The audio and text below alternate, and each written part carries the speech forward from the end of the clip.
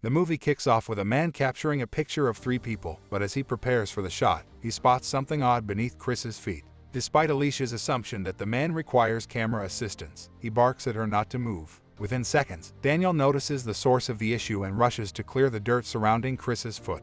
The group realizes with terror that Chris stands atop a landmine. Alicia falls into hysterics, while the photographer sprints away down the hill, presumably hoping to outrun the danger. Chris anxiously attempts to stay as still as possible. Daniel leads Alicia up the hill in search of a signal to call for help. However, he later storms down the hill with a scowl on his face, revealing to Chris that he had placed the mine there intentionally. The bewildered Chris is at a loss for words, and when Alicia joins the conversation, Daniel drops the bombshell that he knows about their affair. Well, can't blame him for being a little explosive, can we? Daniel can't believe his best friend Chris would go behind his back and sleep with the love of his life. In a fit of rage, Daniel lures both of them to a secluded spot to take revenge. Alicia begs for forgiveness, but Daniel is too busy fantasizing about burying Chris in the forest. I guess this is what they mean by till death do us part. Chris is having serious doubts about the legitimacy of the mine they're standing on. He wonders why Daniel was standing so close to him earlier if it was real. But Daniel has a surprise for him. He removes the safety cable to reveal that the mine is indeed real. If Chris steps off now, he'll be blown to pieces. Alicia tries to talk some sense into Daniel, but I guess he's just too excited about the idea of being the last man standing. Daniel's anger towards Chris and Alicia boils over. He thought he could trust them and wanted to spend his whole life with Alicia, but it turns out they're just a couple of backstabbing lovebirds. He throws the safety cable away and storms off, leaving Chris to contemplate his mortality. Later, we see Daniel meeting up with the photographer he hired to make Chris stand on the mine while pretending to take a photo. The sweet taste of revenge. Daniel must be feeling pretty pleased with himself. Alicia, bless her heart, stays behind to find the safety cable, but despite her best efforts, can't seem to get it back in place. Feeling frustrated, she decides to pick up a spade and starts digging a hole. Just when things couldn't get any more chaotic, Hunter and his dog happen upon the scene. Alicia tries her best to keep the pooch away from Chris, but the hunter arrives and starts barking orders, literally. When Chris explains that he can't turn around, the hunter takes matters into his own hands and fires a shot at his feet. Not exactly a warm welcome. Finally, the hunter realizes that they're not lying about the mine and decides to take a closer look.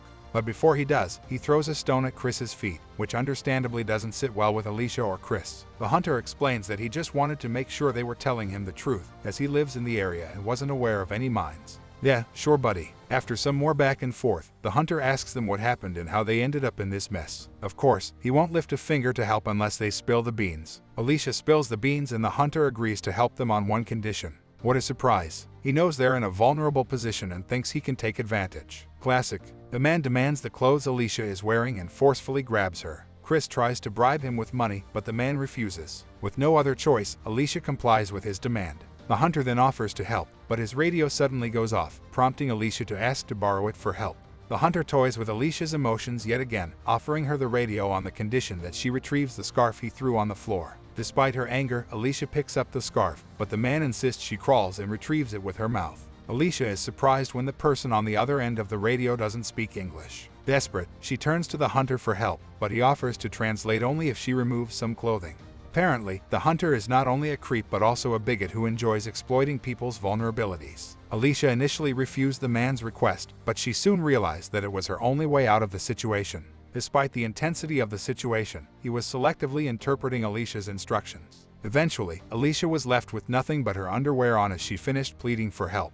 What a vulnerable position to be in. The hunter finally decided to leave after Alicia asked him to go. However, his radio goes off again, and he shamelessly returns to Alicia with another sleazy request. Chris, being the hero that he is, couldn't keep quiet any longer and started cursing at the hunter. The hunter points his gun at Chris and threatens him to watch his mouth. Just when things seemed to be getting out of control, Alicia seized her chance and bolted.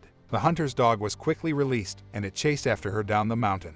The man picked up a rope and followed behind. Meanwhile, Chris slowly bent down to pick up the safety cable. Chris quickly ties the hunter's gun to his belt, just in time for the hunter to return with Alicia. The hunter, feeling extra aggressive, warns Chris to drop the gun, but poor Chris freezes up like a popsicle on a hot summer day. The hunter snatches Alicia away and disappears behind some trees. Just as Chris gains the courage to take a shot, the hunter's dog charges at him like a wild beast, sending Chris tumbling to the ground. The gunshot echoes through the forest, and unfortunately, Alicia takes the hit instead of the hunter. Miraculously, the mine doesn't explode when Chris falls to the ground. When he finally comes to his senses, he discovers that the hunter has left with his dog and Alicia is lying in a ditch. Chris cradles her lifeless body and cries like a baby who's lost his pacifier. Fast forward to a few weeks later, Chris turns up at a stranger's house, begging for help.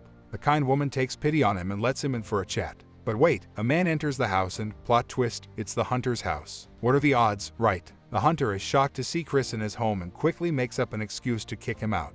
He warns Chris to stay away, but we all know that won't be happening. As soon as the hunter releases his dog, it's off to the races, chasing Chris like a cat after a laser pointer. The hunter hears his dog yelping outside and rushes outside only to find blood spattered all over the road. Meanwhile, back inside the house, Chris kindly takes in the wounded dog and explains that it was hit by a reckless driver. Just as the hunter returns, he instantly grabs his gun and points it at him. But not to worry, Chris had already taken out the bullets. And with a quick shot to the leg, Chris puts the hunter down and instructs the mother and daughter to take him inside.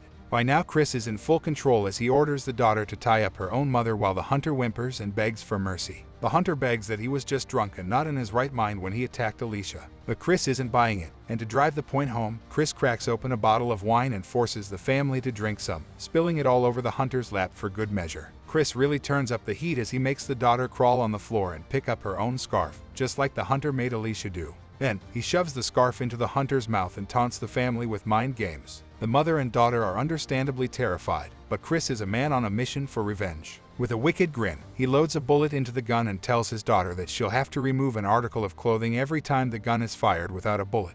He fires twice and the hunter collapses to the floor, pleading for forgiveness. But Chris isn't done yet. He fires the gun for the third time, and it lands on the daughter, finishing her off. Shocked by his actions, Chris slumps to the ground, staring at the lifeless body in the corner. Revenge may be sweet, but at what cost? The movie concludes there. If you want more thrilling movie recaps like this one, hit that subscribe button and become a part of our family.